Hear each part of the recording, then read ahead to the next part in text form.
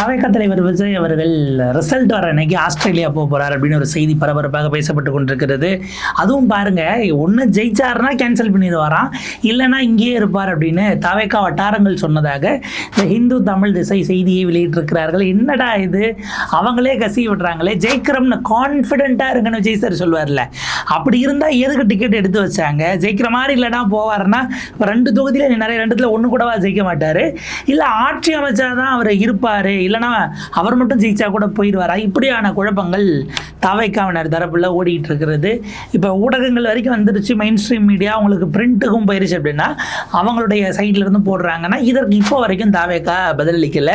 இன்னொரு பக்கம் தாவேக்கா தலைவர் விஜய் அவர்களினுடைய தொண்டர்கள், ஏன்னா இப்போ அவங்க ரசிகர்களாக இருந்து தொண்டர்களாக கன்வெர்ட் ஆகிட்டாங்க அப்படிங்கிறாங்க, பெரிய அளவுக்கு இந்த தேர்தலில் புரட்சி செய்ததாக நம்புகிறார்கள். ஓட்டு என்ற வரைக்கும் அவங்களால அதை எப்படி என்னவா வரப்போகுது அப்படிங்கிறதோட தாண்டி அடுத்த கட்டமாக கூட்டணி, யார் யார் அமைச்சரவை, எலெக்ஷனுக்கு பிறகு யார் கிட்ட வருவா, இந்த உரையாடல் நோக்கி நகர்ந்துருக்கிறாங்க.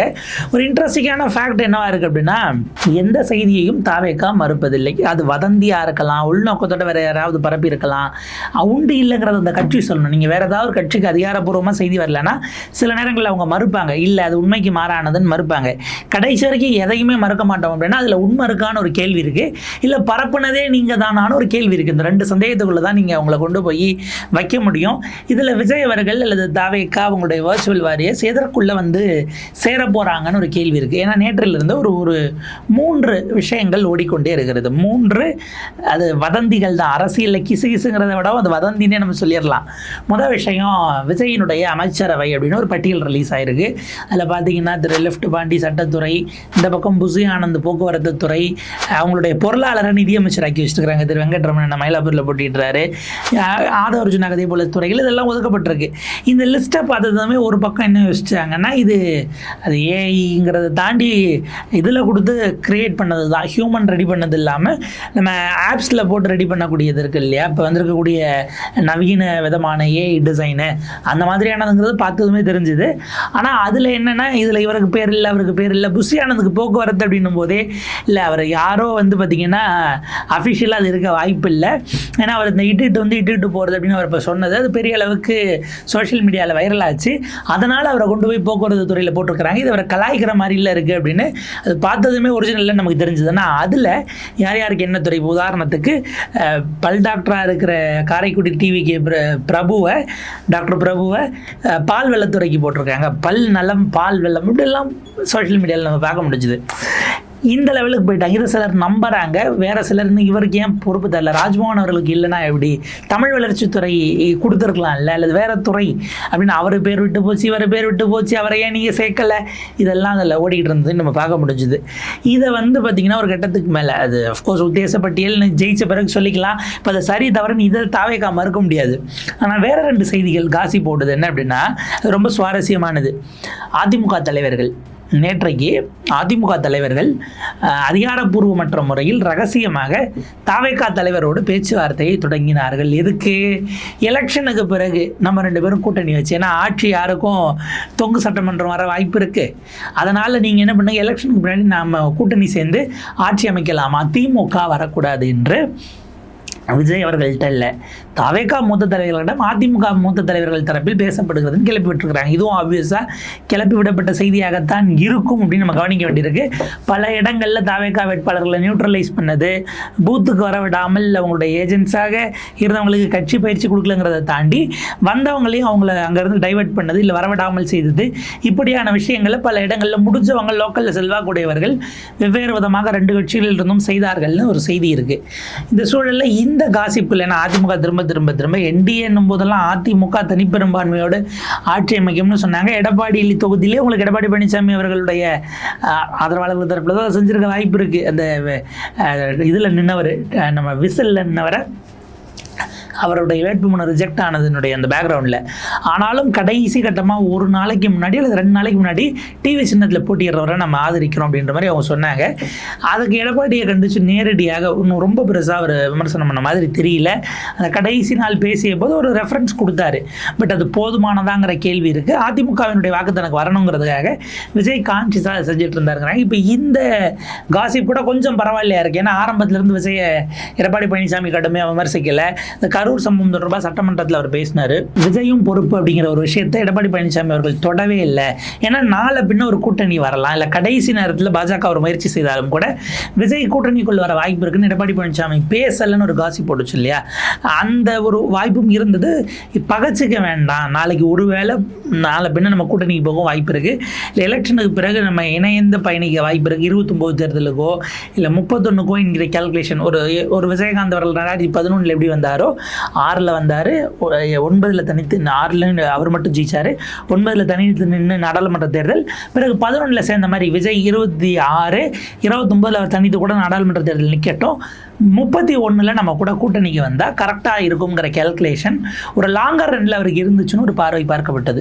அவர் ஒரு கட்டத்துக்கு பிறகு தான் நீங்கள் கவர்ச்சியை நம்பி ஓட்டு போடாதீங்க, அவங்களுக்கு என்ன தெரியும், எம்ஜிஆர் மாதிரி எல்லாம் வந்துட முடியுமா, எம்ஜிஆர் படத்தில் நடித்த மாதிரி தான் வாழ்ந்தார், இப்படியான பல விஷயங்களை அடுத்தடுத்து பதிவு செய்தார் திரு எடப்பாடி பழனிசாமி அவர்கள். பாஜக தரப்பில் அதை விட ஒரு படி மேலே போய் அவர் இல்லைங்கிறது முடிவான பிறகு கூட்டணிக்கு அவர் திரும்ப சினிமாக்கே போயிடுவார், அவருக்கு அரசியல் என்ன தெரியும்னு பியூஷ் கோயலில் தொடங்கி பலரும். ஆக்சுவலாக தேர்தலுக்கு பின்னாடி பேசலாங்கிறத இப்போ இவங்க காசிப்பாக கிளப்புறாங்கன்னா இதற்கு விதை போட்டது மத்திய அமைச்சர் திரு ராம்தாஸ் அத்வாலே அவர்கள். அவர் பாண்டிச்சேரிக்கு வந்தபோது விஜயுடன் நாங்கள் கட்டாயம் பேசி தேர்தலுக்கு பிறகு கூட்டணி அமைப்போம்னு பாண்டிச்சேரி ஏர்போர்ட்டில் இருந்து அவர் கொடுத்த பேட்டி தான் அப்பயே பெருசாக வைரல் ஆச்சு. அப்போ அந்த நோக்கம் இருந்ததாங்கிறது இருக்குது. இப்போ இந்த காசிப்கெல்லாம் அதிமுகவும் மறுக்க முடியாது, தாவேக்காவும் மறுக்க முடியாது. என்ன சிக்கல்னா, இப்போ நீங்கள் மறுத்துட்டீங்கன்னு வைங்களேன், அப்போ என்ன ஆகிடும், நான் அதாவது இப்போ ஆமான்னு நீங்கள் சொல்கிறீங்க, இல்லை இல்லாமல் அமைதியாக இருந்தாலும் ஆமாவான்னு கேட்பாங்க. எங்களுக்கு நாங்கள் ஓட்டுன்ற வரைக்கும் நாங்கள் தனித்து ஆட்சி அமைப்போங்கிறது தான் எங்கள் ஸ்டாண்டுங்கிறதுல தான் அவங்க நின்று ஆகணும். இதை விளக்கவும் முடியாது, இல்லைன்னு சொல்ல முடியாது. இந்த காசிப் இப்படியே இருக்கட்டும், நாளை பின்ன தேவை ஏற்பட்டால் மறுக்காததுனால அதான் ஏற்கனவே சொல்லப்பட்டதேங்கிற மாதிரி நாங்கள் சமாளிச்சுப்போம் என்கிற பொலிட்டிக்கல் கால்குலேஷனும் நிறைந்ததாக அது இருக்கிறது.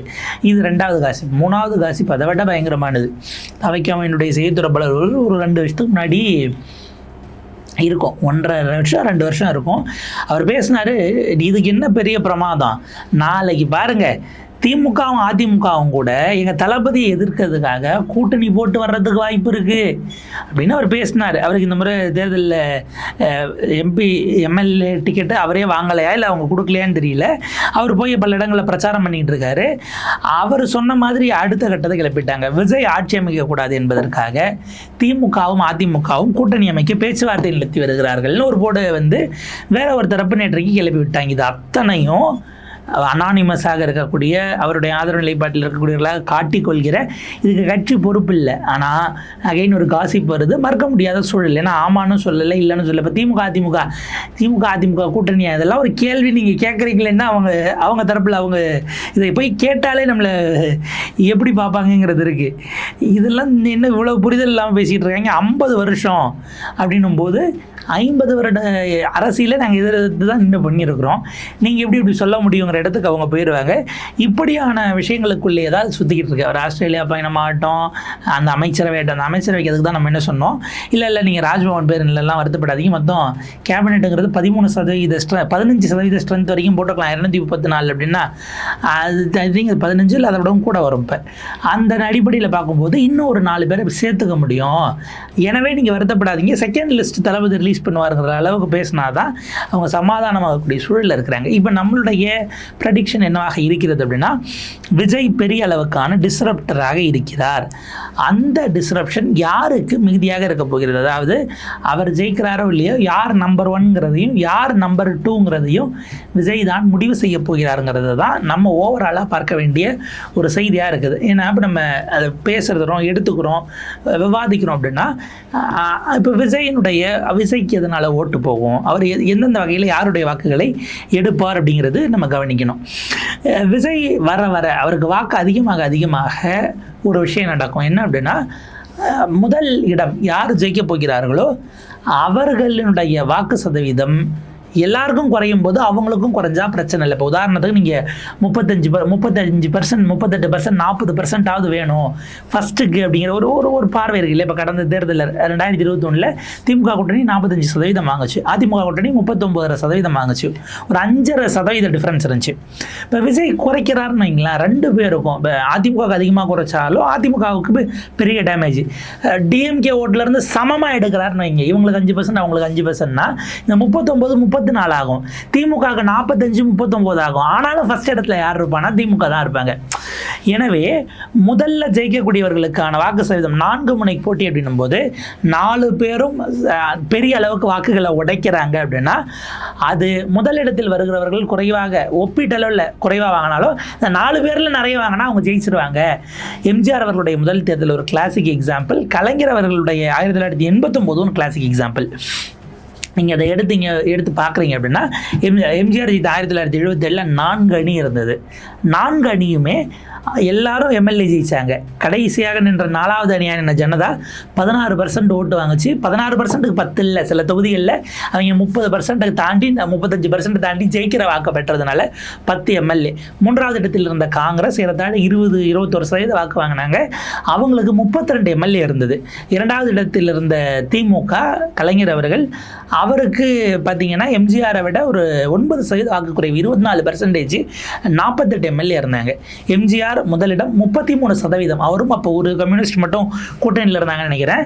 33% தான் எம்ஜிஆர் ஆட்சியை பிடிச்சார் அவருக்கு முதல் முறை வரும்போது. ஏன்னா 4 முனைகளில் 3வது 4வதும் மிக அதிகமான வாக்குகளை நீங்கள் ரிவர்ஸில் யோசிச்சிங்கன்னா ஒருவேளை கலைஞர் காங்கிரஸ் கூடவோ அல்லது கலைஞர் ஜனதாவோடவோ கூட்டணி வைத்திருந்தால் எம்ஜிஆரை விட அது அதிகமாக போயிருக்கும். ஏன்னா இது ஒரு 24, அது ஒரு ஜனதா கூடனா ஒரு 16, 40 வந்ததுன்னா எம்ஜிஆரை விட ஜாஸ்தியாக இருக்கும். ஒருவேளை காங்கிரஸ் கூட ஒரு கூட்டணி வச்சிருக்கிறாருன்னு வைங்க, அவங்க ஒரு 20, இவர் ஒரு 24, 44 எம்ஜிஆர் விட ஜாஸ்தியாக போயிருக்கும். அந்த தேர்தலில் ஒருவேளை அப்படி ஆகியிருந்தால் 77 எம்ஜிஆர் ஆட்சிக்கு வந்திருக்க முடியாது அப்படிங்கிற ஒரு சூழல் உருவாயிருக்குங்கிறது தான் அந்த கரோலரி. இன்னைக்கு அதை கொண்டு வந்து நம்ம இங்கே ஃபிக்ஸ் பண்ண வேண்டிய தேவை இருக்குது. விஜய் அப்படியான ஒரு விஷயத்தை செய்கிறாரு, அதாவது அவர் முதலிடம் வராருங்கிறது அல்ல, ஃபர்ஸ்ட்டுக்கும் செகண்டுக்குமான அந்த இடைவெளி, இந்த இடைவெளி ஒன்றை கொண்டு கொஞ்சம் ஜாஸ்தி ஆகும்போது சீட்டு இன்னைக்கு அவங்க ஸ்வீப் பண்ணிடுவாங்க. ஏன்னா உங்களுக்கு அவங்கள விட அப்படியே 3 மடங்கு ஓட்டுங்கிறதுனால இவருக்கு கூட வந்துடல அப்படிங்கிறது தான். கலைஞருக்கும் எம்ஜிஆருக்கும் இருந்த அந்த டிஎம்கே டிஃபரன்ஸ் 9%ங்கிறதுனால 144 சீட்டும் இங்கே 48 சீட்டுமா அது மாறுச்சு. 100 சீட்டு அந்த ஸ்விங் அப்படிங்கிறது அந்த பக்கம் போனதை நம்ம பார்க்குறோம். இப்போ இதுதான் நம்ம கவனிக்க வேண்டியது. என்னவா இருக்குது அப்படின்னா, நீங்கள் இதில் பல விஷயங்கள் நம்ம அடுத்தடுத்து பார்க்கும்போது விஜய் அவர்கள் அதிமுகவினுடைய வாக்குகளை மட்டும் எடுக்கப்பாருன்னா திமுக வாக்குகளையும் எடுப்பார். யாருக்கு அதிகமாக எடுக்கணும்? அதிமுகவை விட அவர் 3 மடங்காச்சும் டிஎம்கே ஓட்டு அதிகமாக எடுத்தாதான் ஆட்சியில் அதிமுக உட்கார முடியும். அதிமுக ஆன் இட்ஸ் ஓன் நம்ம எந்த அளவுக்கு இருக்குன்னு யோசிக்கணும், எவ்வளோ தூரம் பயணிக்க முடியுங்கிற கேள்வி இருக்குது. அவங்களும் ஒரு பெரிய கூட்டணி, வலுவான கூட்டணி அதை அமைத்திருக்கிறார்கள், அதில் முயற்சி பண்ணுறாங்க. கிரவுண்டில் இந்த முறை எல்லா கட்சிகளும் சேர்ந்து ஏறத்தாழ குறைஞ்சது 10,000 கோடியாச்சும் செலவுக்கு போயிருக்குங்கிறதெல்லாம் பார்க்குறோம். இந்த ஃபேக்டரெல்லாம் தாண்டி தவைக்கா தரப்பிலும் இருக்கக்கூடிய லோக்கலில் செல்வாக்கு உடையவர்கள் பணம் கொடுத்துருக்குறாங்க. தமிழ்நாடு முழுக்க பரவலாக நடக்கலையே தவிர தவைக்கா தரப்பும் கொடுத்துருக்கிறதுங்கிறது தான் கிரவுண்டில் இருந்து வந்த ரிப்போர்ட்ஸோ செய்தியாகவும் அது ரிப்போர்ட் ஆச்சு. அதை நம்ம ஒரு பக்கம் ஓர ஒதுக்கி வச்சிடலாம். ஏறத்தாழ நாம் தமிழர் தவிர எல்லாரும் கொடுத்துருப்பாங்கிறது தான் கவனிக்க வேண்டியது. அப்போ இதெல்லாம் இந்த ஃபேக்டர் எல்லாம் இதை தாண்டி லோக்கலில் கேண்டிடேட் அப்படிங்கிறவங்க கேண்டிடேட்டோட மெரிட்டு, அவங்க லோக்கலில் எந்த அளவுக்கு ஒர்க் பண்ணாங்க, பூத் டு பூத்து, டோர் டு டோரு, இவ்வளவு ஃபேக்டர்ஸும் சேர்ந்ததாக இருக்கிறது. ஸோ விஜய் அவர்கள் தன்னை குறித்த வதந்தி, இப்போ அவர் ஆஸ்திரேலியா போவாருங்கிறதுக்கே அவர் ஆப்வியஸாக மறுப்பு தெரிவிக்க மாட்டார். எலெக்ஷன் அன்னைக்கு வாக்கு எண்ணும் போது அந்த ஏர்லி ட்ரெண்ட்ஸை பார்த்த பிறகு தான் தளபதி இருக்காரா இல்லையா கிளம்புவாராங்கிற விஷயம் தெரியும். ஏன்னா இது இப்போ மறுக்கிறதும் அது தவறாக போயிடும். ஏன்னா அவங்க சொல்லக்கூடிய இது என்னவா இருக்குன்னா, ஒவ்வொரு முறை படம் முடிச்சதோ ஒரு வெக்கேஷன் போவார், அது அப்படியான ஒன்று தாங்கிறாங்க. அது சரி தவறெல்லாம் கிடையாது. ஸ்டாலின் போயிருக்காரு, ஒரு ஓய்வு தேவைப்படும். 20 நாள் 25 நாள் எல்லாரும் மற்ற 3 தலைவர்களும் 20 நாள் 25 நாள் பயணத்திலே இருந்தாங்க. 234 கேண்டிடேட் அறிவிச்சாங்க, 220 கேண்டிடேட்டை இடத்துல கூட்டம் பேசியிருப்பாங்க, அறிமுகப்படுத்தி சீமானவர்கள் அதே போல் பேசினார். இவங்களுக்கு டயர்டில் இருந்தாருன்னா பரவாயில்ல. இவர் இருந்ததுலே ஒரு நாள் விட்டு ஒரு நாள், அதுலேயும் லீவு, இவ்வளவு எடுத்துகிட்டு அவருக்கும் ஓய்வு தேவைப்படுதுன்னா சரி அவர் எடுக்கட்டும், ஒன்றும் பிரச்சனை இல்லை. மக்கள் அதை எப்படி மதிப்பிட்டுருக்குறாங்க அப்படிங்கிறது நமக்கு 4ஆம் தேதி தெரியும். தவைக்காவை சுற்றி வந்துகிற பல வதந்திகளுக்குமான முற்றுப்புள்ளியாக அது அமையும். பார்ப்போம் இது மேற்கொண்டு எப்படி பயணிக்கிறது. அடுத்த 10 ஆண்டுகளுடைய தமிழ்நாடு அரசியலின் திசை வழி போக்கு அப்படிங்கிறது இந்த தேர்தல் முடிவிலிருந்து மிக நிச்சயமாக நம்மளால் அறுதியிட்டு குறித்த அளவில் அவுட்கம் வரும்னு எதிர்பார்க்குறோம். பார்ப்போம் அதனுடைய பயணம், திசை வழி போக்கு.